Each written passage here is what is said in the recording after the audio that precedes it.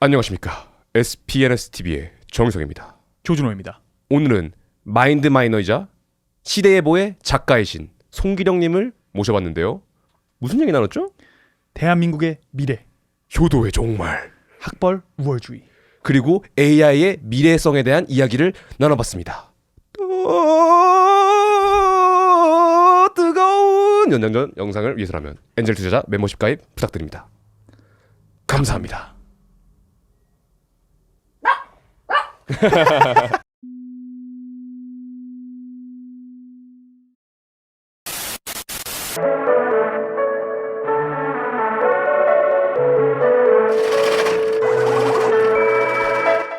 제가 일단 그 시대예보 핵개인의 시대 그걸 이제 읽으면서 되게 재밌게 느꼈던 거는 그 일단 전반적인 테마가 이제 시대적인 흐름을 저희가 읽는 게 되게 중요하다고 또 말씀을 주시고, 또 그거가 어떻게 중요한 그게 이해로서 저희가 나아가는데 개인으로 있어서 어떻게 중요할까 이런 생각을 저도 좀 많이 하게 되더라고요. 근데 저도 그냥 개인으로서 이런 뭐 자아 성찰이라든지 이런 걸 많이 하려고 하는 사람으로서 결국에 그것보다 조금 한 단계 위가 저희 사회 그리고 뭐 이런 시대에 대한 흐름과 이해 이런 게 결국에는 트리클 다운 돼서 개인 레벨까지 오는 것 같은데, 그런 면에서 좀 그 시대적 흐름이랑 뭐 이런 거의 그 중요성 이런 거 좀 말씀해 주시면 좋을 것 같아요. 저희가 이제 작업을 오래 했으니까, 그러니까 데이터 분석해서 사회 보는 작업은 20년 넘게 했으니까 많은 분들과 협업을 했던 경험이 있거든요. 근데 그 중에서 함께 연구했던 분들을 저는 이제 도반이라고 불러요. 함께 공부한 사람들이니까. 그래서 지금도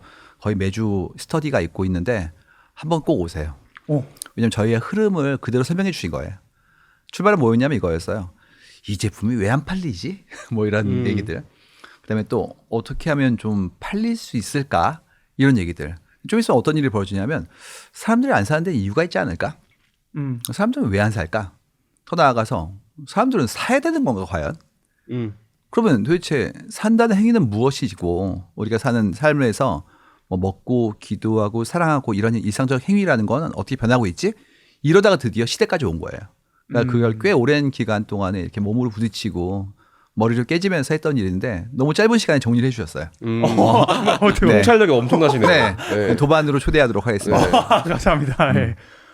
그러면은 쟤는 왜냐면 그 책이 되게 재밌었던 이유가 저희가 되게 생각했던 많은 키워드들을 공감하는 그런 버튼들이 되게 많았어요. 그러니까 되게 딱 봤을 때 저희 버튼이 눌리는 것들이 되게 많았는데 학벌, 서울, 학벌, 우월주의, 효도, 뭐 서울러, 효도의 그리고 효도뿐만이 아니라 효도의 종말, 뭐 그런 키워드들이 저는 되게 인상이 깊었고, 어떤 지금 저희 사회가 좀 하나의 큰 인격체로 봤을 때 어떠한 것들을 직시를 해야 되는 건지 그게 좀 궁금하더라고요. 그러니까 출발은 그거였어요. 불합리하다는 거예요. 불합리하다. 예를 들어서 그런 거 있잖아요. 이렇게 해야 돼라는 거 있죠. 아침에 몇 시까지 와야 돼. 네. 왜 가야 되는 거지 도대체? 심지어 지금은 안 그러는데 옛날에 진짜 무서운 얘기 있었어요. 김대리, 네, 왜 먼저 가? 아니 지금 업무시간 끝났는데요. 박 과장이 지금 저렇게 수고하고 있는데, 네, 박 과장 낮에 놀았다고요. 근데도 불구하고 한 동료가 고생하는데 같이 있어야지.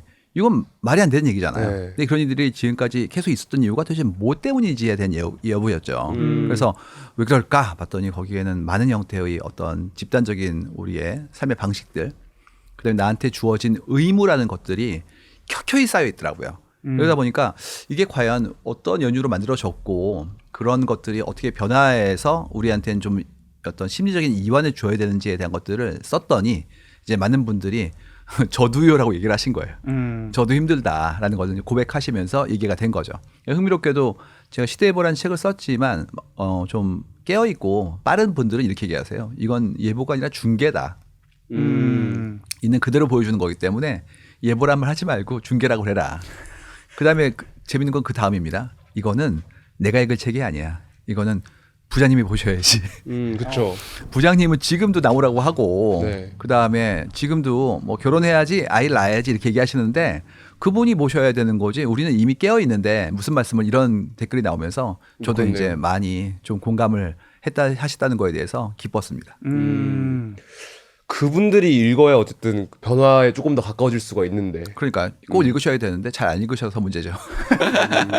그러면은 이런 어떤 권위자가 있고 그런 사람들은 과거에 저희가 가지고 있던 어떤 집단 무의식을 그대로 행하고 있고 요즘 젊은이들은 그래도 시대보 같은 책도 읽고 유튜브도 보고 하면서 조금 아까 말씀하신 뭐 심리적 이완이라고 할 수도 있고 내 머릿속에 제도적 이완이 생기고 있는데 네. 그러면은 그거를 보고 계시는 분이라면은 네. 거기에 있어서 나의 그라운드 그리고 나의 진정성 이런 것을 어떻게 지켜야 될까요? 그 이제 그 부분부터 이제 시작해서 내 본진이 어딘가를 고민을 하기 시작하신 거예요. 네. 그 전까지는 이제 이렇게 선로에 있는 기차처럼 앞에 있는 칸을 따라가는 거였죠. 그래서 그 얘기 있거든요.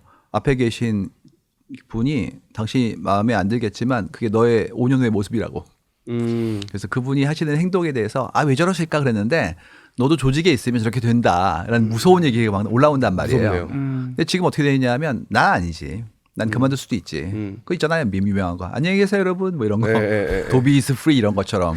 그래서 지금은 함께 같이 있는 건 잠깐이고 나의 어떤 결기하고 준비가 충분하면 나중에는 다른 형태의 어떤 항로를 갈 거다라는 분들이 엄청 늘고 있는 중이에요. 이제는 각자 본인의 삶을 새롭게 설계하고 실행하기 위한 준비를 하고 계신 거죠. 그 말씀하셨던 것 중에서 권위자가 아니라 그분은 권위적인 사람.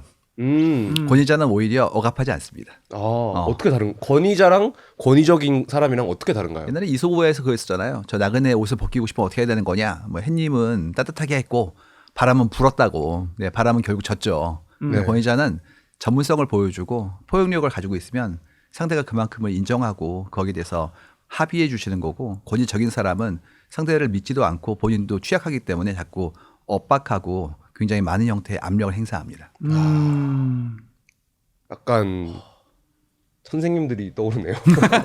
어렸을 때 네. 기억나는 게 저희 어렸을 때 너무 심해가지고 그랬을 것 같아요. 뭐 말죽거리 자동차 시절 비슷했어요. 그래가지고 선생님들이 정신봉이라고 네. 막대기를 들고 다니셨어. 너무 심하죠. 네. 그러니까 그걸 안 사용하셔도 누군가 그걸 들고 있는 걸 보게 되면 위축되잖아요. 네. 근데 그런 시절에 자랐던 분들이 상처가 엄청 많아요.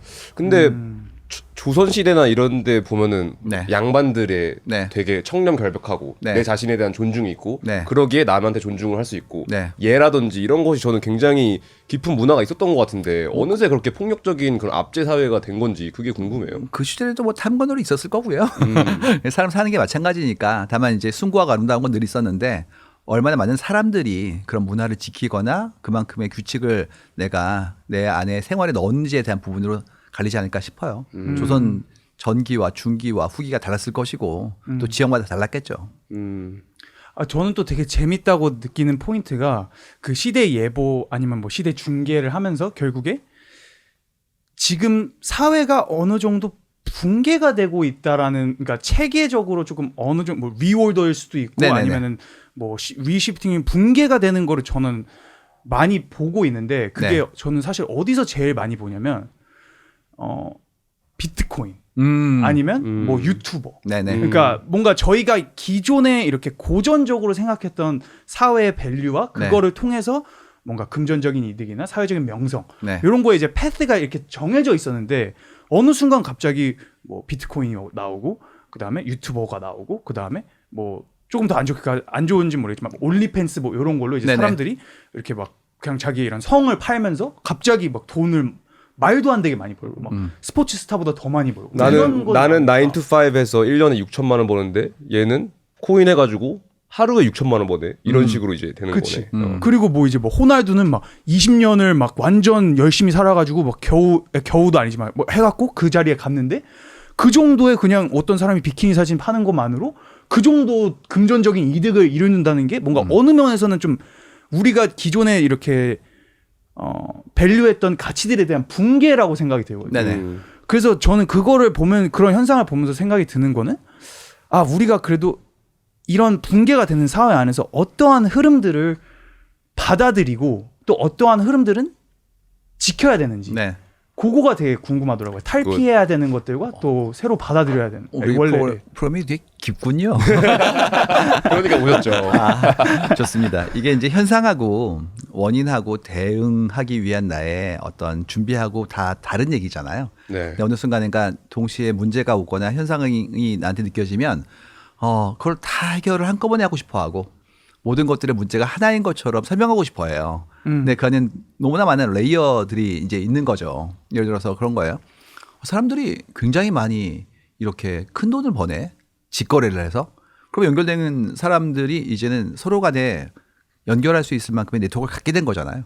그 원래 유명한 얘기 뭐 6번만 편지를 보내면 전 세계 누구라도 볼 수 있어 뭐 이런 얘기들. 그 6 degree of separation이라고 하는 내용들이 결국에는 전 세계 인구가 어느 정도의 크기가 있는데 한 명이 연결할 수 있는 사람의 숫자는 어느 정도이고 곱하기 때는 나오다 이런 얘기들이거든요.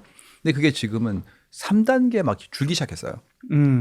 이유는 이메일 어드레스가 있으면 되고 저한테 이메일 보내주잖아요. 그다음에 인스타그램 아이디를 주면 되는 것이고 이러다 보니까 우리의 연결성이 커지고 있거든요. 이걸 누군가는 이제 하이퍼 커넥티비티라고 부르는데 그 순간부터 어떤 일이 벌어지냐면 중개자가 예전만큼의 파워를 갖지 못하는 거예요.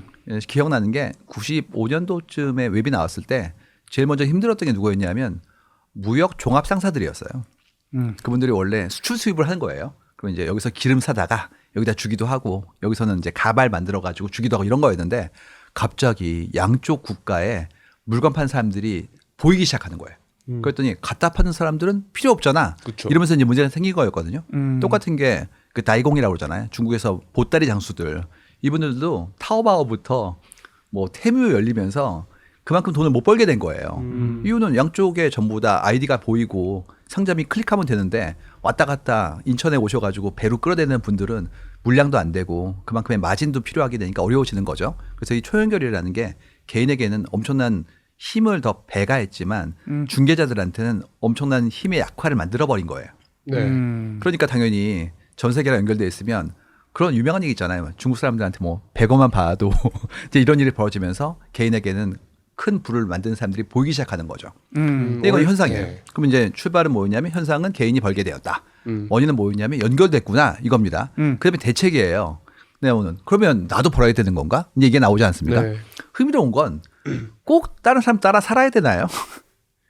우리가 보통 일상적으로 아 저분은 학식이 높아요. 네. 존경해야지. 저분은 부가 있네. 부럽네. 살았단 말이에요. 근데 그렇게 되고 싶은 생각은 없었거든요. 그냥 그 사람은 특이한 사람이야. 근데 지금 그렇지가 않고 인플루언서가 수입이 좋다면서 나도 벌어야지 이런 생각을 한단 말이에요.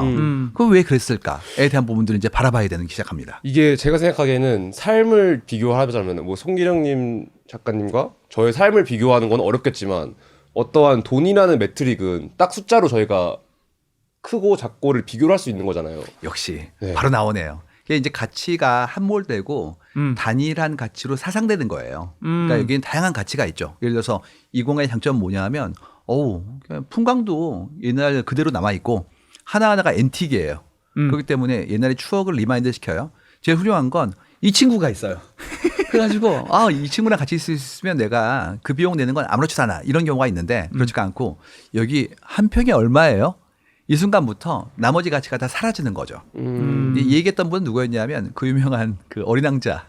네. 그 있잖아 아빠 예쁜 집을 봤어요. 뭐 제라늄 꽃이 있고 2층에 그랬더니 얼만데 이렇게 얘기하면서 이제 다 와야 됐다는 얘기가 있는 거죠. 그래서 우리가 다면적 가치에 대한 부분들을 향유하려면 그만큼의 종합적인 형태의 경험을 해야 되고 또 한 가지는 취향이 있어야 돼요. 그러니까 이거 보면서 저 사진을 내가 꼭 사야지라는 건 한국의 현대 역사 그다음에 저 하나하나의 물건에 대한 나의 신미성이 있어야 되는데 신미안이 근데 그게 없으면 결국 얼만데 이렇게 가니까 결국 내가 조회를 갖지 않는 분야에 대해서 자꾸 비교하다 보니까 숫자에 함몰돼 가지고 나도 모르게 물질주로 빠지게 되는 위험성이 있는 거죠. 너무 좋은 포인트인 것 같아요. 왜냐면은 그 문화 그런 가치의 어떠한 싱귤러리티도 있지만 문화적으로도 그게 다 이루어지고 있다고 생각을 해요. 네. 뭔가 그 플랫폼이 이렇게 중앙화가 돼서 그런 건지 모르겠는데 저희의 생각이나 이런 것들이 취향도 그렇고 다 이렇게 좀 쏠리는 느낌을 저는 그 인상을 떨칠 수가 없는 것 같아요. 그리고 계속 또 이동해요. 요즘 뭐가 유행인데 그런 거 있잖아요. 그래가지고 클라이밍 했어 그러면 요즘은 클라이밍 안 하고 트레킹 한다니까 뭐 이런 거. 근데 지금도 클라이밍 좋아하시는 분이 계속 하시겠죠. 그렇게 다닌다면 한때 막 좋아하셨던 분들은 가수요였던 거예요. 내가 좋아한 게 아니라 다른 친구들이 좋아한다고 하니까 나도 해야지 했던 분이었고 그중에서 취향 있는 분 내가 좋아하는 분들은 남을 것이고 아닌 분들은 계속 이전하시겠죠. 어쨌든 누군가 본인의 어떤 조회를 위한 본질을 찾고 있는 게 아닐까 이렇게 생각합니다. 그 돈으로 보는 게 좀 재밌는 것 같은 게 수많은 가치들이 있는데 어쨌든 그 돈이나 매트릭을 우리가 단편적으로 딱 보는 거잖아요. 네, 비교하기 쉬우니까. 그렇죠. 근데 제가 생각하는 거는 내가 밖을 보는 거랑 똑같이 나를 본다고 생각하거든요. 그래서 이제 내가 돈으로 세상의 매트릭을 평가하는 것만큼 나도 그런 단순한 가치들로 나를 이제 재단화시키고 남들이랑 비교를 하고 이런 현상들이 굉장히 많은 것 같은데 뭐 자산 같은 건 쉬운 것 같고 뭐 키 그리고 좀 학벌 이런 걸로 나를 비교하는 사람들이 많아지는 것 같아요. 슬프잖아요. 그죠? 네. 이유가 그게 희귀한 어떤 자원이기 때문에 또 수많은 형태의 어떤 경쟁이 필요하게 설계됐기 때문에 그 얻을 수 있는 사람의 숫자는 적은데 그거를 내 안으로 자꾸 들어오는 순간부터 나는 계속해서 열패감을 가져야 되거든요. 그러니까요. 모자란 게 보이니까요. 또 한 가지 뭐냐면 하나를 얻고 나면 얻은 거에 대한 어떤 쾌감은 오래 못 가잖아요. 네. 도파민이라는 게. 그러면 다른 걸 또 바라보고 있으니까 늘 헝거 상태에 빠지는 거예요. 그래서 이러면 안 되고 내가 정말 타인의 눈이랑 무관하게 스스로 좋아하는 걸 좀 찾아야 되는데 이런 교육을 잘 못 받아가지고 우리는 또 어렸을 때부터 수많은 과목을 다 끝내야 됐기 때문에 나도 모르게 전 과목 100점에 대한 어떤 압력을 받고 자라가지고 항상 갈급한 모드를 가지게 되는 거죠. 그럼 제 질문에 이제 작가님의 답을 제가 다시 리핏을 해보면 이렇게 뭐 유튜버 이런 현상들이 결국에는 하이퍼 커넥티비티로 인한 모든 시대의 흐름과 파워가 조금은 이제 이런 관료 아니면은 어떠한 조직에서 조금은 개인으로 이제 넘어오고 있는 시대가 그게 흐름이라는 거잖아요. 맞습니다. 그래서 유명한 얘기 있어요. 저 급여를요. 아직은 아니죠. 여기가 우리가 호봉 테이블이 있어가지고 1년 차는 1호봉이고 10년 차는 10호봉이라니까요. 그러니까 당신이 급여를 올리려고 그러면 10년 기다리셔야죠. 이게 옛날 방식이었단 말이에요. 지금 뭐라고 그러냐면 저 갈 건데요. 그러니까 이제 어떻게 되냐면 오히려 이런 일이 벌어져요. 신입사원분이 연봉이 높은 회사가 있어요. 이유가 작은 기업이었는데 옛날에는 이분한테는 좀 좋지 않은 대우로 모셔온 거예요. 네. 근데 한 5년 지났더니 시장에 새로운 사람들을 모셔올 수가 없게 된 거예요. 그래가지고 신입사원한테는 요즘 시장 가격을 제시했더니 오히려 5년간 일했던 사람이 낮은 경우가 생기기 시작했어요. 그게 더 빠르군요. 그렇죠. 그래서 이제 다니시던 분들은 엄청 억울한 거죠. 그러겠네요. 아니, 한 5년을 더 일을 했는데 이럴 수 있느냐. 결국 전부 다 이건 역학이에요. 그러니까 그가 대안이 있으면 나는 그만큼의 보상을 해야 되는 것이고 대안이 없으면 할 이유가 없는 거죠. 근데 지금은 어떤 일이 생겼냐. 일단 생산의 과정에서 예전보다 지능을 써야 되잖아요. 옛날에는 몸을 좀 많이 썼는데 그런데다가 또 연결성 때문에 다른 곳으로 가실 수가 있죠. 심지어 해외로. 또 한 가지는 이게 세계 회사가 있는데 얘기하는 겁니다. 우리 사람을 서로 데려가지 말자 중간에. 대충 그러면 움직일 수가 없기 때문에 이분한테 더 나은 처우를 할 필요가 없어요. 그렇네요. 근데 이제 새로 나오는 그런 엔터티들이 있죠. 뭐 난 스타트업인데요. 저는 외국계인데요. 아니면 저는 또 새롭게 일을 하는데 좀 더 사람들한테 어떤 대우나 처우를 좀 너그럽게 하고 싶어요. 라는 친구가 나와요. 그런 엣지를 살리는. 그렇죠. 네. 그럼 빼가면 뺏겼잖아요. 네. 데려와야 될 거 아닙니까? 이러면서 기존의 급여 테이블이 깨지기 시작하는 거예요. 그래서 유동성이 빨라지면 기존의 규칙이 이제는 와해되기 시작합니다. 근데 진짜 그런 상태가 되기 시작한 거예요. 근데 그럼요. 노동자분들은 한테는 더 좋은 상황이네요. 그러면. 경쟁력을 갖춘 분들한테는. 왜냐하면 이직이 가능해야 되니까. 네. 저희 봤던 얘기 중에서 좀 슬픈 얘기가 그 얘기 있었어요. 좀 시작하신 지 그리 오래되지 않은 분들이 늘 걱정하는 게 이거예요. 들어올 때는 아무것도 몰랐는데 한 5년 다니니까 업무가 좀 쉬워지기 시작하네요. 저 물경력 아닐까요? 그러니까 익숙해지니까 겁이 나는 게 내가 배우니까 별게 아닌 걸 알아버린 거예요. 뭐 시스템 좀 보고 ERP 보고 할 수 있단 말이죠. 그럼 생각나는 게 그러면 내가 딴 데 갈 수 있나? 그다음에 딴 데서 이 일을 하는 거에 이렇게 돈을 많이 주나? 이 생각이 든 거죠. 그래서 그 얘기를 엄청 많이 올리세요. 물경력 얘기를. 물경력은 정의가 뭐냐면 현재 하고 있는 일을 내가 다른 조직에 가서 같은 일을 할 때 지금의 처우보다 좋아지거나 최소한 같으면 찐 경력. 그렇지 않고 그 처우가 나빠지면 무경력입니다. 그러니까 시간으로 어떻게 보면은 호봉 체계를 사용해서 조금 돈을 벌었던 거네요. 그런 그렇죠. 분들은. 네, 또 어떤 회사가 있냐면 그래도 진입은 어렵지만 들어온 다음에는 여러 가지의 다양한 어떤 따사로운 그런 네. 문화 때문에 복지. 사람을 잘 안 내보내는 그런 케이스일 때는 어느 순간인가 그분들이 좀 안주할 수도 있죠. 네. 그러면 이제 시장에서 받을 수 있는 그런 처우와는 격차가 생기니까 재밌는 건 그런 회사를 옛날에 뭐라고 부른 줄 아세요? 좋은 회사라고 불렀어요. 그렇죠. 종신 고용해주는. 그렇죠. 근데 이제 종신이 안 되는 게 너무 장수를 다 할 거니까 종신이 안 돼요. 네. 그렇죠. 한국의 사무직의 어떤 평균 그런 그만두는 은퇴 연령이 50세가 안 돼요. 49.4세, 3세 그래요. 생각보다 짧네요. 그게 안 바뀌고 있어요. 몇십 년째. 네. 그냥 처음에 좋은 직장이라고 들어가서 거기서 이제 근퇴하시는 기간이 보통 50세 전에 끝나요. 그다음에 이제 이직을 하더라도 그만큼 좋은 처우로 갈 수 있는 곳이 많지 않다는 얘기죠. 그렇죠. 네. 그런데다가 또 나오는 거는 최근에 그 연금도 좀 그 수여 시기를 뒤로 늦추겠다는 얘기가 나오고 있잖아요. 네. 이유가 재정 문제도 있고 또 건강하시니까. 근데 문제는 50세에 그만뒀는데 연금을 일이- 받는 건 65세인데 이게 더 뒤로 가면 그 사이에 기간이 길어지기 때문에 삶의 안정성이 좀 깨져서 최근에 그 얘기를 하는 컨텐츠들이 엄청 많이 나오고 있어요. 이거를 소득 절벽이라고 이제 그분들은 말씀하시는데 큰일이다 이런 얘기를 자꾸 하십니다. 그러면은 어떻게 보면 노년분들은 연금이 더 늦어지고 그러면서 어떻게 보면 노년의 자본적인 대책은 더 힘들어진 상황인데 네. 또 책에서는 효도의 종말이라는 키워드가 나오잖아요. 그러니까 이중고가 오고 있는 거예요. 네. 그러니까 가정 내에서 사적 구조로 특정인의 어떤 노후를 책임지던 시스템이 너무 아름답게 있었는데 효도라고 네. 이게 어려워지고 있는 데다가 이분들의 생애 주기가 더 길어지고 있기 때문에 그러면 어떻게 그 인생의 노년기를 잘 보낼 것인가에 대해서 우리 사회가 굉장한 공론을 해야 되는 상황이 되게 된 거죠. 한국이 좀 효도가 강했거든요. 그러니까요. 네. 그러면 그러니까 제가 이걸 다 들으면서 느끼는 점은 한국이 갑갑한데? 네. 이제 지금 과도기 뭐 전 세계가 항상 과도기지만 뭐 제가 한국에 살아서 그런 걸 수도 있는데 그냥 체감상 더 빠른 것 같아요. 이 과도의 속도라든지 뭐 이 흐름 자체가.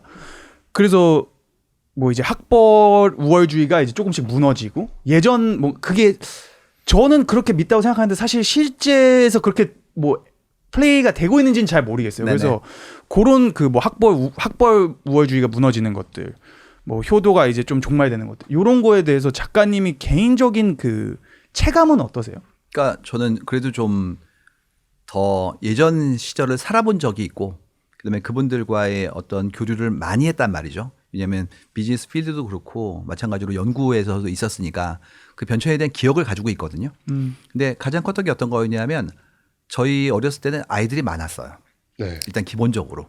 그러니까 골목이 아이들로 꽉 차 있었어요. 뭐 이유는 두 가지죠. 첫 번째가 애들이 실제로 많았고요. 출생률이 얼마였냐면 60년도 출생률이 6.0이었어요. 와 대박이다.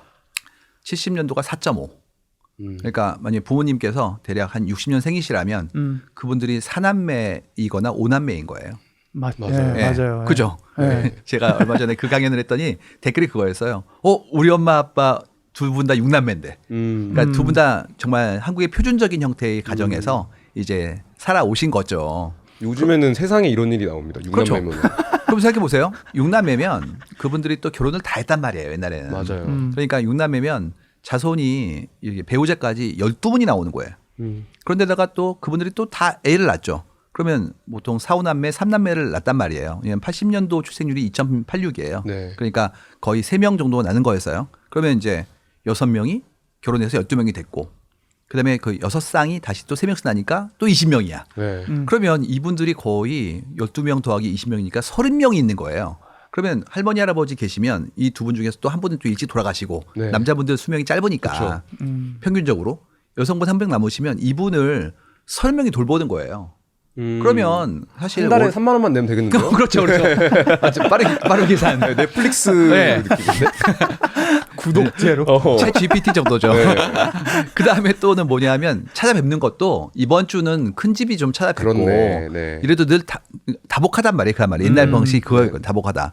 근데 요즘 어떻게 되냐면 자손이 있어도 한 분. 맞아요.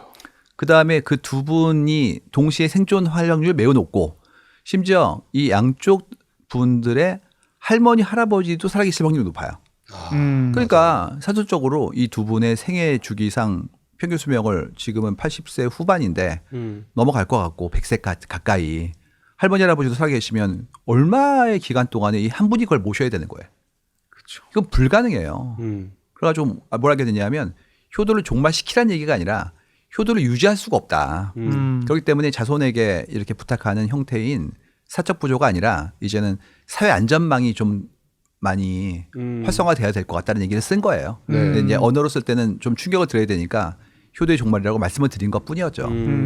사회 안정망이라는 건 이제 정부에서 지원하는 거라든지 복지라든지 그런 개념인가요? 우리 공동체가 함께 그만큼의 어떤 투자와 또 산업화도 하는 일이죠. 일본 같은 경우에 지금 뭘 하고 있냐면 요즘 그거 아세요? 한국이 유치원이 노치원으로 바뀌고 있는 거? 무슨 뜻입니까? 데이케어 센터라고 그래가지고 좀 거동이 어렵거나 아니면은 또 이런 외로움이 있으신 분들은 나이가 드신 분들을 아침에 모셔가서요. 점심도 드리고 여러 활동도 하고 저녁 때 모시고 오는 노치원이라고 부르는데 사실은 데이케어 센터예요. 네. 근데 그걸 귀엽게 노치원이라고 부르는데 한국이 지금 늘고 있어요. 네. 유치원은 줄고 있고 근데 일본은 그거를 더 분화해가지고 이 노치원이라는 곳은 주로 이제 게임하시는 쪽, 이 노치원은 댄스 하시는 쪽 이런 식으로 더 산업을 더 쪼개고 있대요. 그래서 매일 똑같은 데 가서 같은 활동하면 아무래도 좀 지루하니까 월수는 댄스 하시고 화목은 게임 하시고 이런 식으로 간다는 거죠. 네. 근데 그 사용하는 비용이 불과 몇천 원밖에 안 된대요. 지자체도 내고 네. 개인도 부담하고 그다음에 또 국가에서도 좀 지원해주고 이런 식으로 해서 그만큼의 삶의 어떤 양식을 풍요롭게 그다음에 안전하게 만든 작업들을 하고 있다는 거죠. 그래서 이런 작업들이 결국 합의가 되려고 그러면 우리가 먼저 현실을 직시해야 돼요. 근데 지금 한국의 아직까지 상태는 부모님을 이렇게 요양병원에 모셨어? 그러면 어우 불효자. 힘들거나 불효자. 힘든 건 뭐냐면 고급 요양병원은 몇백만 원이에요. 그렇죠. 그리고 요양해 주시는 그런 전담하시는 분들 계시잖아요.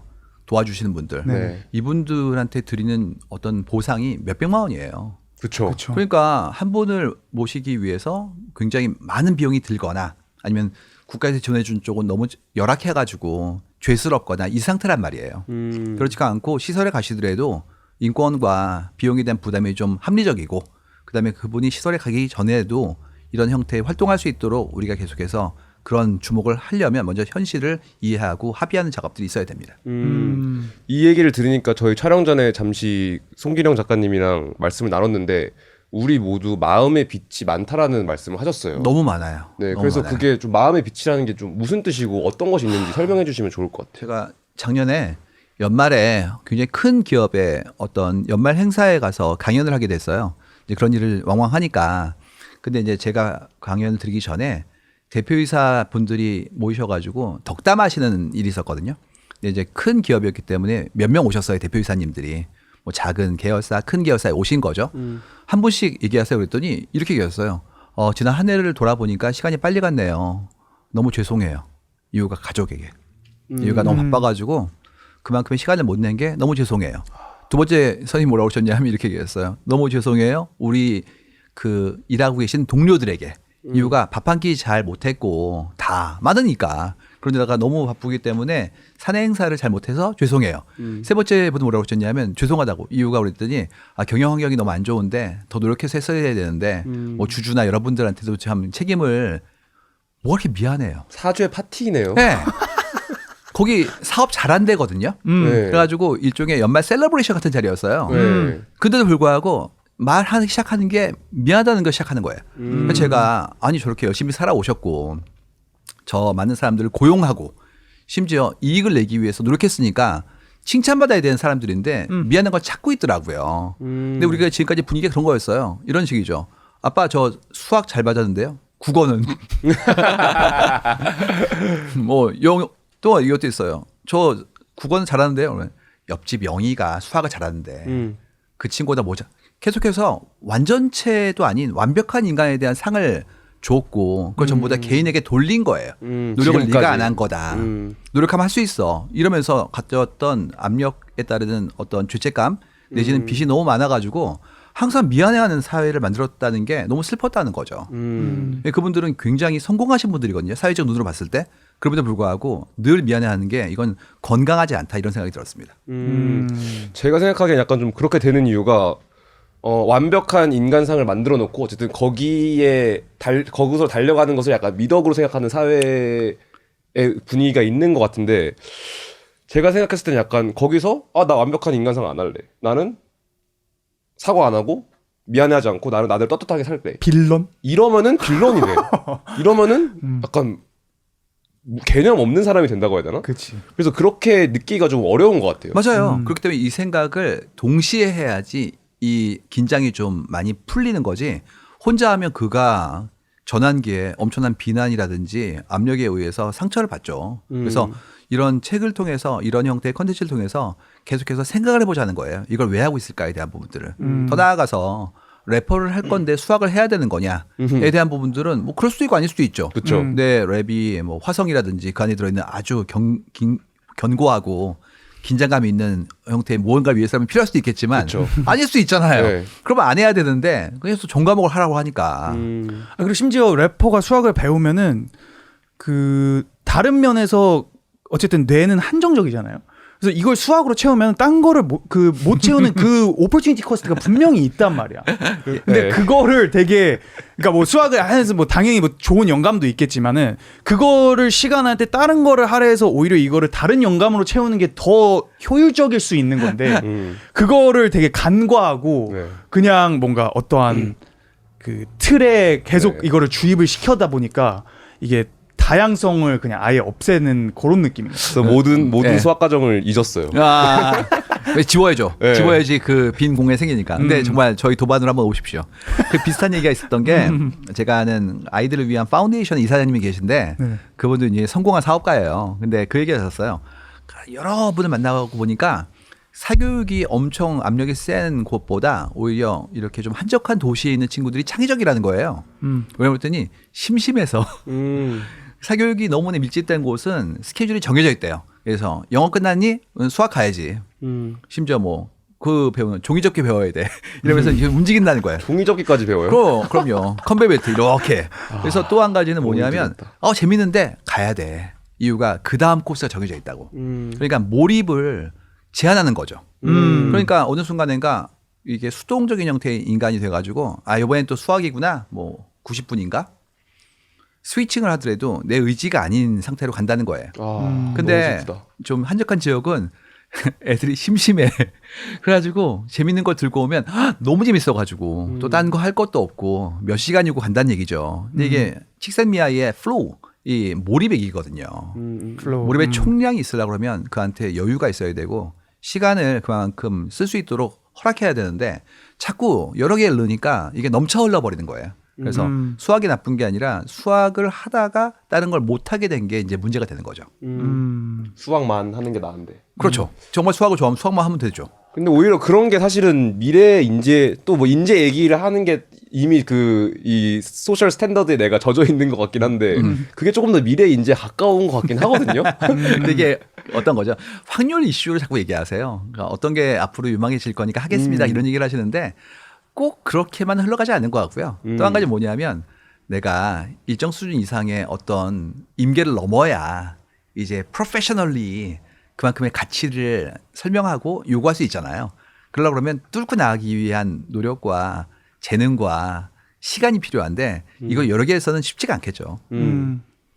지금 하고 계시는 여러 가지의 어떤 기회들도 정말 몇 시간, 며칠, 몇 해 동안 해오신 것들이 있잖아요. 그렇죠. 근데 그건 보통 하라는 얘기도 안 했는데 혼자 밤새던 것들이잖아요. 딱 그거예요. 제가 이거를 다 들으면서 또 드는 생각은 저희가 지금 한국 사회의 좀 그런 붕괴 포인트들 이런 것들을 좀 분석을 해본 것 붕점. 같은데. 그걸 좋아하시는군요. 아나키스트. 아니 근데 그래서 해체주의를 좋아하네. 그래서 지금 또 생각이 드는 거는 그렇다고 해서 저도 이제 캐나다에서 자랐고 뭔가 이런 해외 미디어나 이런 것들을 봤을 때 제가 최근에 어떤 뭐 릴스를 본 게 있는데 네. 어떤 백인 친구가 우리 이런 뭐 유럽, 미국 건 다 분발해야 된다. 동양인들은 모든 걸 잘한다. 맞아. 이 사람들을 봤을 때 It's a new game. 완전히 뭐 사회가 굉장히 잘 체계적으로 잘 굴러가고 있고 깨끗하고 치안 깨끗하고 좋고. 안전하고 다들 공부 잘하고 뭔가 자기 삶에 있어서 어떠한 밸류를 만들어내고 사회에 공헌하고 매너도 좋다. 매너 좋고 막 이런 식으로 동양인들은 모든 지표에서 다 우리를 앞서 나간다. 그런 식으로 또 그렇게 얘기하는 걸 들으니까 이런 붕괴점들이 분명히 있는데 또 그러면 우리가 유지해야 할 전통들은 무엇이 있는가? 왜냐면 어쨌든 이거 때문에 저희가 이만큼 온 거잖아요. 네네. 맞지. 그래서 그 밸런스를 어떻게 저희가 찾을 수 있을까? 그게 좀 생각이 드네요. 지금. 아니, 좋게 얘기하면 문화의 교류가 각자의 장점을 이렇게 보여주고 수용할수록 한 거고 나쁘게 얘기하면 독을 푼 거죠. 유명한 얘기 있거든요. 미국 동부에 자꾸 학원이 생겼다고. 아. 이유가 여기서 사교육 받던 분들이 거기서 학원을 요구하고 또 이렇게 개인 교수 받아가지고 성적이 잘 나오니까 거기 있는 분들도 안 되겠구나 야 우리도 해야지 했다는 위험한 얘기가 있단 말이죠. 그건 경쟁이죠. 그러니까 등수로 가고 남들보다 앞서고 싶고 근데 마지막에 가면 등수가 없잖아요. 그쵸. 다 다른 걸 하고 있는데 예를 들어서 뭐 바밍 타이거는 바밍 타이거가 장르죠. 누굴 따라하지 않잖아요. 그때는 내가 긴장감을 가지는 건 스스로를 이렇게 넘어가기 위한 노력일 뿐이지 맞아요. 옆에 있는 친구를 보는 거 아니거든요. 전부 다 경쟁을 기반으로 했을 때 그런 얘기가 나오는 거예요. 보통 입시라든지 그 안에 들어있는 온갖 종류의 등수라든지 이때부터 그런 강박에 휩싸이게 되는 거죠. 그 지표들을 봤을 때. 맞아요. 그렇죠. 네. 네. 그래서 그걸 넘어설 때부터 스스로가 이제 초월했을 때부터 본인의 장르가 됐을 때 의미를 갖는 거지 계속 그러면 늘 피고용을 당해야 돼요. 이유가 계속 맞아. 선발 시스템에 들어있는 거니까. 그러면 이거를 보시는 분들은 어쨌든 저희가 했던 얘기들 우리가 뭐 입시가 있었고 남들이랑 맞추는 게 있었고 돈이란 매트릭 때문에 내가 남을 비교하게 되고 그래서 내 스스로 뭔가 피고용이 안 돼서 내 스스로 나만의 네. 장르를 개척해야겠다. 근데 제가 보기에는 이분들 정말 많이 들을 것 같아요. 쇼츠로도 보고 아, 네네네. 유튜브로도 보고 책으로도 보고 그런데 이거를 뭔가 실질적으로 변화를 하려면은 어떤 걸 해야 될까요? 일단 그 성취의 어떤 단계를 만들어 나가는 건 각자의 꿈에 따라 다를 것 같긴 해요. 네. 근데 그 과정을 버텨나갈 때는 결정할 게 좀 있을 것 같아요. 무슨 얘기냐면 이런 거죠. 저는 직장 생활이 안 맞는 것 같아요. 급여 생활자가 아닌 것 같고 이제 아티스트로 가든지 아니면 또 그만큼의 어떤 장인 정신으로 내 걸 만들고 싶어요. 그러면 누가 스폰서를 해주든지 아니면 극한의 가난을 견딜 수 있어요. 극한의 가난. 맞아. 답이 없잖아요. 왜냐하면 내 작품을 누군가 사줘야 되는데 그렇죠. 그건 시간이 걸리잖아요. 무조건 걸리죠. 예, 처음에는 내가 스튜디오에서 혼자 만들었던 작은 샘플링인데 그게 어찌어찌 운이 좋아서 누군가에게 쓰이게 되었다라는 건 시간이 언제 걸릴지 모르는 맞아요. 그런 기약이기 때문에 기회가 없는 어떤 희망이기 때문에 그걸 버틸 수 있어야 되거든요. 그래서 소비를 줄이든지 아니면은 다른 형태의 방편으로 내 생활을 유지할 수 있도록 파이프라인 만들든지 해야죠. 근데 준호가 조금 좋은 예인 것 같아. 어쨌든 전에 투자 생활 일을 하면서 축적한 돈으로 지금 어쨌든 살고 있는 거잖아요. 오. 그치. 네. 네. 그러니까 그만두기 위해서 이렇게 피기뱅크에다가 계속 집어넣고 그쵸. 그걸 안고 제가 나오신 거군요. 제 딱 그 이제 한국으로 이직을 해가지고 왔을 때 저희 아버지가 딱 해준 말이 있어요. 그때 모아라. 그러니까 너가 지금 씨앗을 만들어야 된다. 너가 뭐 지금 1억을 해가지고 뭐 모으면은 너 지금 사실 쓸 거 없잖아. 그러면 이때는 그냥 모아서 너가 나중에 정말 이걸 쓸 때가 필요할 때 그때 쓸 수 있는 뭐 자금을 마련을 해놔야 된다고 그때 딱 얘기를 했어요. 근데 그때 제가 그게 너무 와닿아가지고 그래 그 맞다 하고 이제 그걸로 뭐 제 나름 투자도 해가지고 더 불리고 오, 이제 뭐 와. 월급 받은 거 그냥 다 이제 투자로 넣고 해가지고 불리고 또 뭐 까먹기도 하기도 했지만은 이제 하면서 전반적으로 계속 그런 뭐 센스를 키우면서 조금 제가 다음 스텝이 그때는 막연했죠 사실 그게 이제 딱히 그려지지도 않았고 그때 당시에는 뭐 그냥 집이라고 생각하고 아니면 뭐 그런 것들이 있었지만 이제는 그게 있는 상태에서는 뭔가 이런 새로운 도전을 하거나 리프를 하기가 조금 쉬워진 마음면으로 좀 쉬워진 그게 있었죠. 모든 오디언스 분들의 롤 모델입니다. 지금 선생님 최고입니다. 네. 제가 이번에 호명사회라는 책을 냈는데 호명사회라는 책이 시대보 2권이거든요. 거기에 내용이 각자의 이름을 불러주는 사회예요. 결국 내 이름으로 사는 사회죠. 그 얘기는 조직 없이도 살 수 있는 사람을 말하는 건데 그 독자분들이 어떻게 정했냐면 호명사회. 이거예요. 그만두고 싶은 사람들. 음. 다 그만두고 싶은 사람들이 제 책을 열심히 보셨습니다. 핵개인이 되고 싶은 사람들. 그렇죠. 근데 그만두신 예제를 보여주셨기 때문에 이제 롤모델이 되는 거죠. 뭐 열심히 해야죠. 지금 그러면은 네. 이거를 그 준호님한테 물어봐야겠네요. 그렇죠. 아 네. 제가요. 이게 뭐 저는 근데 이게 제가 벤처 캐피털을 마지막으로 했는데 아까 이거랑 좀 다른 얘기긴 한데 그 이제 저희가 그런 상황들을 직시해야 된다고 했잖아요. 먼저 현상들을 일단 직시하고 그거에 대한 대화가 먼저다. 그래서 제가 그 벤처 캐피털 할 때 이제 막 그런 투자 이제 발굴해야 되니까 그런 막 스타트업 데모데 이런 거 되게 많이 갔어요. 그래서 이제 서울에서도 이제 하는 것들 많으니까 갔는데 한번 제가 되게 우울한 경험을 했어요. 그러니까 갔는데 모두 한 진짜 스타트업 한 10개가 피칭을 했는데 7개가 시니어 케어 피칭을 하고 있는 거예요. 아, 한국 사회가 네. 그쪽으로 하고 있다. 또 있잖아요.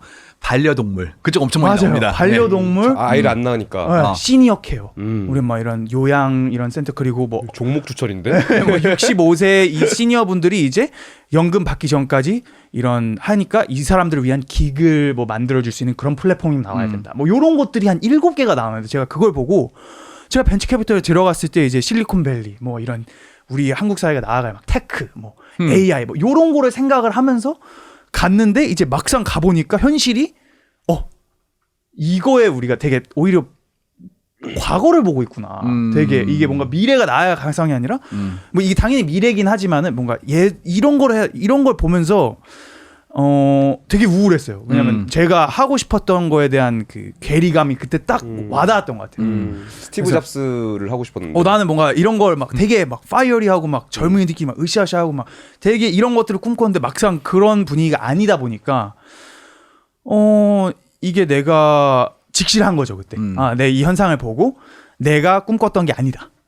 그러면 이제 내가 꿈꿨던 게 뭔가 하고 싶은 게 무엇인가부터 좀 이제 생각하면서 근데 결국에는 그 사람이 되게 중요한 것 같아요. 그러니까 결국에는 뭐 이 친구가 있었고 뭐 저 친구가 있었고 뭐 제 주변 사람들은 다 뭐 이런 뭐 저랑 뭐 클럽 가는 거 좋아하는 친구들이 많아고 예를 들어서 볼레로 가는 볼레로 가서 술 마시고 뭐 음악 듣고 놀고 뭐 이런 걸 좋아하는 친구들이 워낙 많았다 보니까 저의 그냥 그 견해가 조금은 넓었던 것 같아요. 그래서 뭔가 가끔은 제가 많은 사실 잘하면서 저의 트레이트를 봤을 때 저는 제 자신을 좀 잭 오브 올 트레이드라는 그게 되게 저한테 맞다고 생각을 했거든요. 무슨 뜻인가요?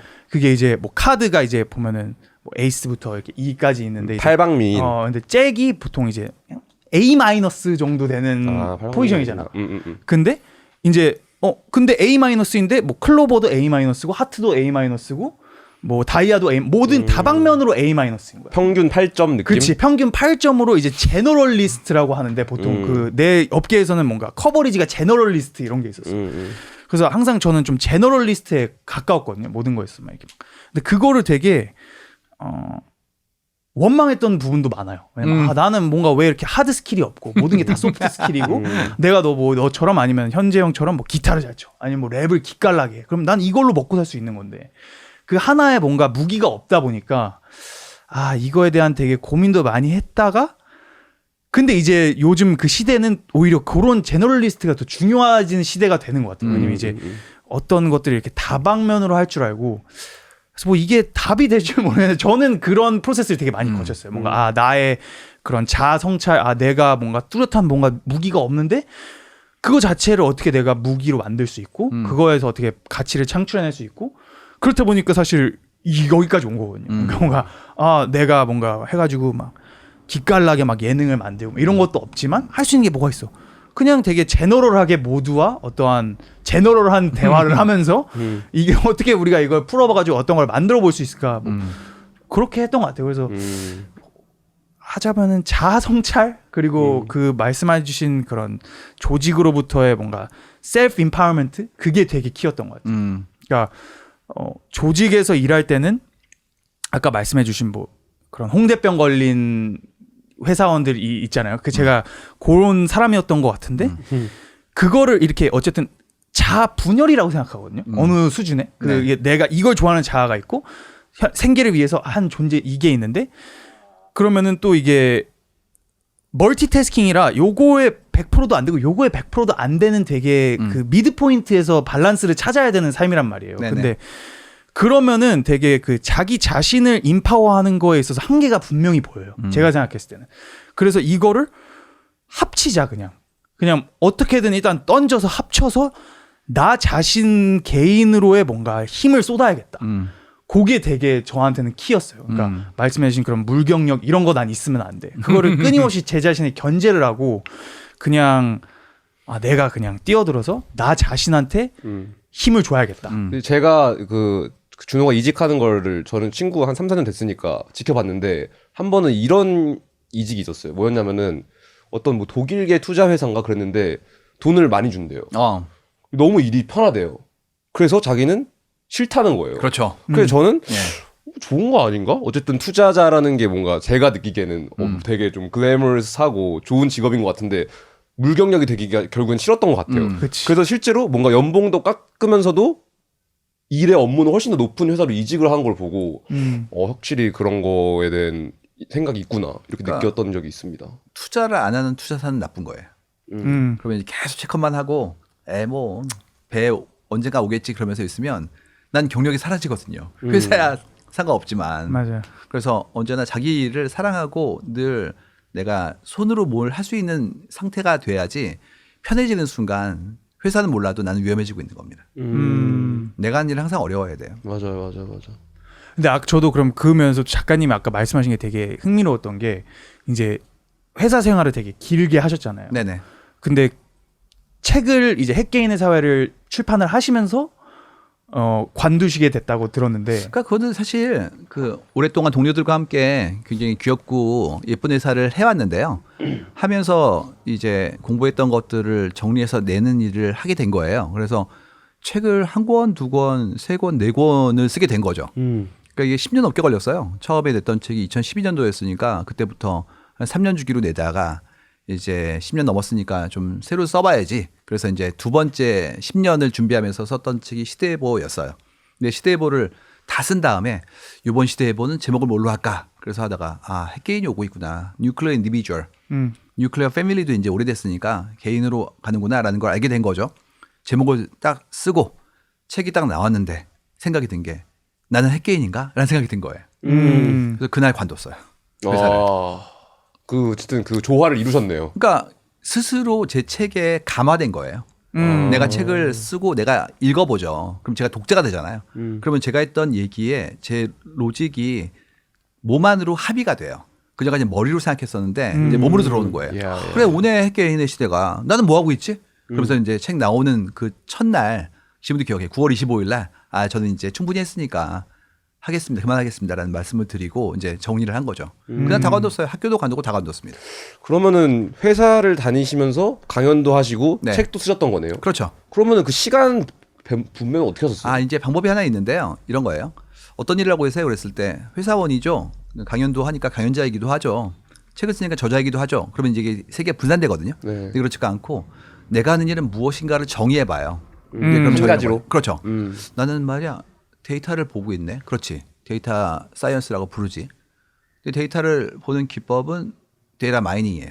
그러면 광업이네. 근데 광부들은 여러 광물을 캐는데 제가 캐는 광물은 사람들이 남긴 글이었어요. 그러니까 이거는 소셜 데이터라 불리우는 건데 그 데이터 안에 들어있는 건 사람들의 생각이 들어있네. 생각은 출발이 마음이잖아. 그래가지고 그러면 나는 마이닝을 하는데 사람들 마음을 캐는 거구나. 그래서 마이닝 마인즈라고 키워드를 만들었죠. 그럼 이제 그다음부터 뭐냐면 큰 안에 있는 엄브렐라 브랜드는 마이닝 마인즈예요.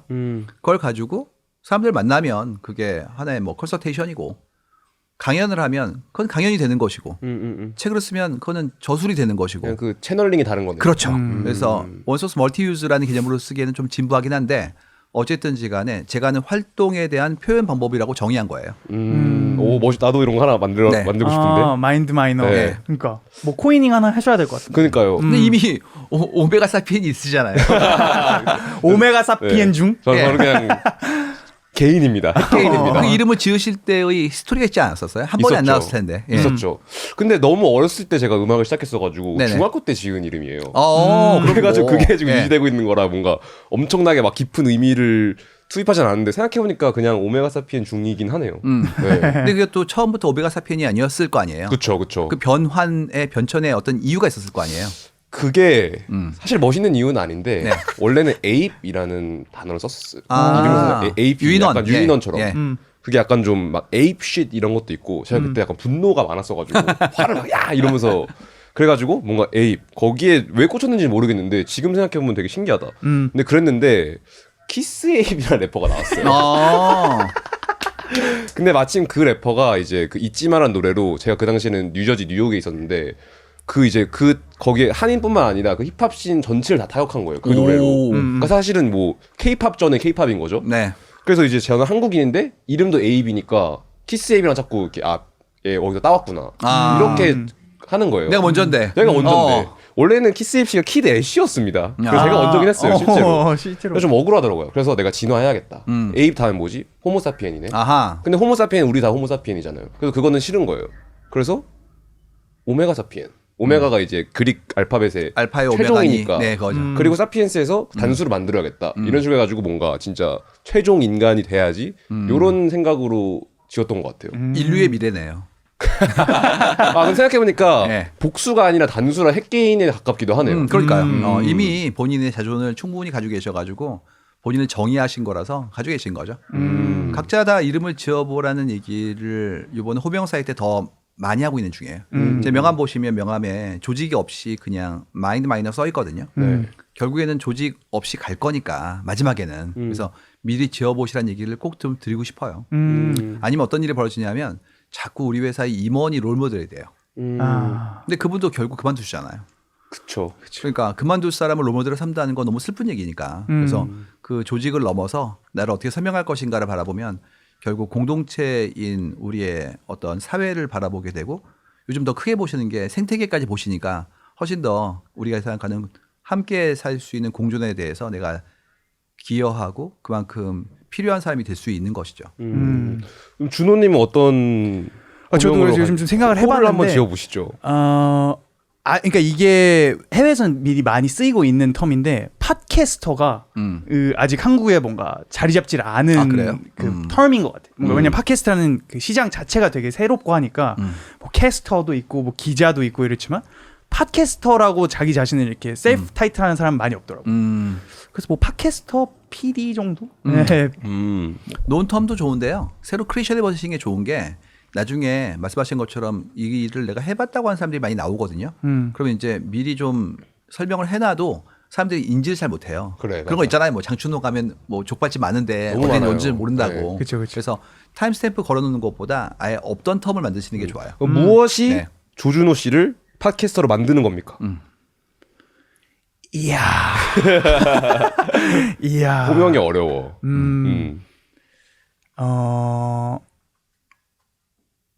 가치 창출? 가치 창출. 그래서 뭐 밸류 마이너? 밸류 마이너 아니면 밸류 크리에이터 뭐 이런 느낌? 근데 걱정 마세요. 저 6년 걸렸어요. 예, 진짜 오래 걸리는 그러니까요. 게 어디 이런 형 일을 말씀드리면 처음에 명언집 막 열어보세요. 근데 그거는 다 남이 한 거잖아요. 일캐 시집을 여는 그렇죠. 거죠. 수상록 뭐 이런 거 열어요. 그래서 그러지 말고 본인이 생각하는 가치를 깊게 화두처럼 가지고 있으면 화두. 어느 순간인가 열리거든요. 근데 그 시간이 짧은 분은 빠르겠지만 저도 6년 걸렸으니까 꽤 걸리고요. 기법적으로는 먼저 해야 되는 게 이미 그게 레지스터 된 건지 좀 봐야 돼요. 예, 예를 들어서 핵게임 같은 경우에도 이번에 했던 게 핵가족이라는 서해님의 굉장히 유명했던 얘기들을 기반으로 한 건데 제일 먼저 한 게 구글에 넣어본 거예요. 구글에 없었기 때문에 쓴 겁니다. 그래서 구글에 없는 걸 하셔야지 있는 거 하시면 안 돼요. 근데 저는 그 오늘 뭐 전에도 느꼈지만 오늘 작가님하고 말씀을 또 나누면서 느끼는 게 시대에 정말 앞서 나가시고 그리고 그 작가님에게 주어졌던 어떤 환경보다 항상 되게 새로운 것과 빠른 것들을 이렇게 발굴해 나가시는 그런 그러니까요. 굉장한 그런 정신봉 앞에서. 예, 그런 거를 너무 많이 느껴가지고 그런 면에서 그 사실 지금 이제 막 데이터 사이언티스트 이런 사람들이 굉장히 선망받는 직업이고 뭐 AI 이런 키워드들이 되게 많이 나오잖아요. 근데 예전부터 뭐 컴퓨터 전산학 그때 당시에 뭐 학사를 하셨을 때는 사실 큰 인더스트리가 아니었을 그렇죠. 거라고 생각을 네. 하거든요. 근데 그걸 다 먼저 보시고 그런 식으로 한 거에 있어서 되게 그런 쪽으로도 질문을 좀 드리고 싶어요. 왜냐하면 그게 또 저희가 생각했을 때 새로운 흐름, 시대의 흐름, 뭐 AI, 빅데이터 이런 것들. 그래서 뭐 그런 면에서 조금 그 말씀 여쭐 수 있을까요? 좀. 네. 저도 돌아보면서 좀 드는 생각이 있는 게 그러니까 그런 게 있는 것 같아요. 막연히 어떻게 되겠지에 대한 어떤 감을 우리가 다 느끼잖아요. 난 감이 좋아. 이렇게 얘기하시니까. 근데 확실한 건 뭐냐면 그 상수화되어 있는 게 있어요. 예를 들어서 오래 살겠죠. 옛날보다. 뭐 지금의 보건복지 환경이 좋아졌으니까. 그다음에 똑똑해지겠죠. 이유가 혼자 공부하는 것보다 연결됐기 때문에. 그리고 무엇보다도 상대에 대한 상호 존중이 필요하겠죠. 이유는 옛날에는 여기서만 있었는데 뭐 뉴욕에 갔다 올 수도 있고 그다음에 아프리카에 가는 것도 가능해졌으니까 그러면 모르던 사람이랑 만나면 예절을 다해야 될 거 아니에요. 이 모든 게 결국에는 당위에 해당하는 것들이거든요. 그렇게 된다. 그러면 당위에 해당하는 건 미리 해야 돼요. 왔을 때 하면 이제 수구가 되고 꼰대가 되는 거죠. 나쁜 표현으로. 그렇지가 않고 뭐 당연히 전체 모든 인류가 평등해지겠지. 이유가 만나야 되는데 네가 하는 게 상대에게도 상처가 되면 그도 너를 싫어할 거 아니냐. 그렇기 때문에 함께 가야 되려면 그만큼 예절을 다해야 되는 거 아니겠어? 이걸 이해하는 순간부터 내가 겸허해지거든요. 그래서 적어도 어떻게 될 거에 대한 부분들의 좀 긴 호흡에 대해서라면 보는 눈은 있었던 것 같아요. 그러니까 그거는 당연한 게 올 거다라는 걸 알게 된 거죠. 그 다음에 문제가 뭐냐면 기다릴 수 있냐는 거예요. 그게 오래 걸릴 텐데. 유명한 얘기 있거든요. 머신러닝 만드셨던 굉장히 훌륭한 그런 교수님이 계신데 이분이 얘기하신 거였는데 머신러닝으로 우리가 얘기했던 어떤 컴퓨팅을 하려고 그러면 기술이 부족하다. 그때는 CPU도 굉장히 클럭이 작았고 메모리도 작았으니까. 근데 지금 봤더니 뭐 무어의 법칙이 뭐니 나오면서 한 20년 지나면 좋아지겠네라는 걸 알았겠다는 거예요. 그래서 나 한다. 이유가 내 꿈은 더 크기 때문에 20년, 30년 후에 된다 그러면 지금부터 연구를 해야 될 게 아니겠니? 그쵸. 이런 분이 계시거든요. 그릇이 큰 거예요. 그래서 결국 그 버틸 수 있으려면 내가 하고 싶어 하는 게 정말 하고 싶어야 돼요. 그렇지가 않고 자꾸 뭐 요즘 뭐가 뜨고 있어요. 그러면 이제 뭐 과일에다가 설탕 바른 과자가 나오는 거고 카스테라가 뭐 대만에서 온 게 되는 거 이렇게 되는 거죠. 탕후루를 먹고 하는 그런 느낌이군요. 네, 그래서 목표는 내가 좋아하는 게 목표가 돼야 되는 것이지 성취 중에서도 재무적 성취에 대한 거를 놓는 재무적 순간 성취. 그 순간부터 경쟁은 무한대가 돼요. 그렇네요. 일론 머스크까지 들어오네. 그렇죠. 네. 다 똑같아요. 그래서 결국 예전에 그런 무협지나 예전에 고사에서 나올 거 있잖아요. 저 친구는 그릇이 커. 바로 그 얘기예요. 호연지기. 이게 커야 됩니다. What's the time at? 그러면은 그 연장전으로 넘어가기 전에 저는 네. 그 AI 관련해서 어떠한 이제 제가 느끼기에는 그 전반적으로 제가 틀린 걸 수도 있는데 하드웨어에서 이제 소프트웨어로 포커스가 더 많이 들어가는 시기가 된 것 같아요. 그러니까 뭐 이제 당연히 엔비디아 이런 칩이 이제 기반이 되어서 이런 소프트웨어 뭐 챗GPT든 딥시크 이런 것들이 개발이 되는 거지만 결국에 꽃은 여기 소프트웨어에 있다 생각하거든요. 근데 그 현상을 제가 느끼면서 보는 것들은 우리 한국 기업의 이런 밸류를 봤을 때는 하드웨어에 굉장히 포커스가 많이 있다고 생각을 해요. 그러니까 뭐 SK 하이닉스, 뭐 삼성, 뭐 이런 좀 어떻게 보면은 게임 이론에 되게 효율적인 그런 것들을 많이 쫓는데 이제 사회가 흐름이 제가 생각했을 때 글로벌리는 그거를 넘어서 이제 크리티컬 띵킹, 뭐 AI 이런 걸 어떻게 만들고 심지어는 이런 애들이랑 어떻게 인터페이스라고 프롬프팅을 어떻게 할 건가 이런 것들이 더 중요한 시대의 흐름이라고 생각이 되거든요.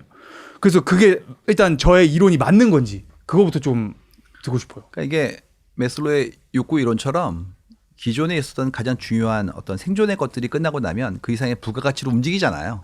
그래서 지금까지는 기계도 없는데 뭘 해였어요. 지금 뭐냐면 기계가 있으면 너는 뭘 할 거냐를 묻기 시작한 거예요.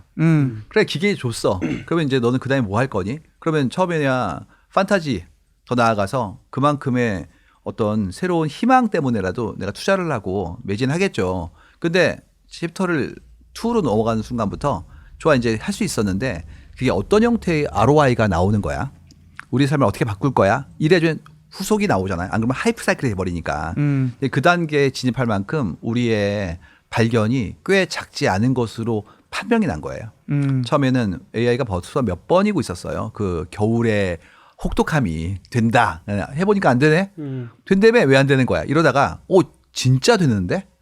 그 다음에 뭐 지금은 통번역부터 뭐 문자 인식에 업무 처리까지가 지금 눈에 보인단 말이에요.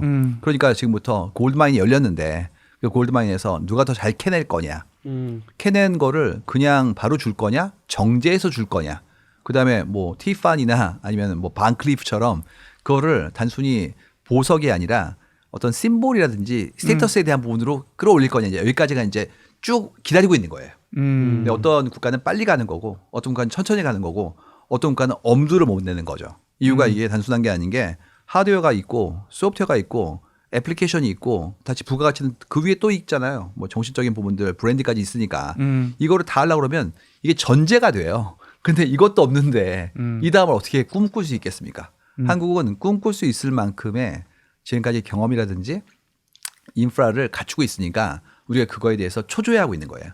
막상 그래서 그게 안 되는 국가는 초조해할 수도 없어요. 그렇네요. 이유가 할 수가 없는데. 전기가 없을 수도 있어. 그렇죠. 네. 예. 좀 전력만 하더라도 지금 우리가 생각하는 거 이상으로 엄청 요구하고 있거든요. 그래서 지금 미국에서는 예전에 닫았던 그 굉장히 위험하다고 생각해서 닫았던 원자력 발전소를 다시 깨우려고 그래요. 이 정도입니다. 장난 아니에요. 그리고 송배전이 너무나 힘들기 때문에 원자력 발전소 옆에다가 데이터 센터 지으려고 그래요. 아예 그 배전을 안 하려고. 이런 일들까지 벌어지고 있는 중이에요. 이웃으로 가는 거네. 그러니까 어떻게 보면 이런 거죠. 한스 루이스 박사님 얘기하시는 거는 한국을 기적으로 생각하세요. 전 세계 유럽 200개 국가가 있는데 뭐 유아 사망률부터 GDP까지를 가지고 보면 매트릭스가 오른쪽이 큰 거예요. 여기는 선진국 예전에 여기는 아이들도 다 살아남고 생존 수명도 길고 GDP도 높고 그런 나라들이고 보호복지 차원에서 후진국이라고 불리우던 옛날에 개발도상국들은 이쪽에 있었단 말이에요. 한국이 여기서 여기로 간 유일한 케이스예요. 진짜로요? 네. 그러니까 어떤 좀 후진국에서 네. 선진국으로 간 유일한 나라? 유일한 나라예요. 계층 상승을 한 유일한 나라다. 그러니까 100년 사이에 이런 일이 벌어지는 건 거의 불가능했고 저 유일합니다. 그러니까 이제 우리는 어떤 걸 가지고 있냐면 우리 할 수 있어. 이유가 그 어려웠다가 예전에 진짜 필리핀보다 어려웠다고 하는 나라에서 불과 한 세대 반 만에 여기까지 온 거잖아요. 그래서 부모님 말씀 들어보면 어렸을 때 뭐 원조 받았던 기억이라든지 그런 거 가지고 계세요 지금도. 맞아요. 근데 지금 우리는 그야말로 탄수화물을 안 먹으려고 저속노화를 하고 있는데 저탄 고지. 그러고 있잖아요 지금.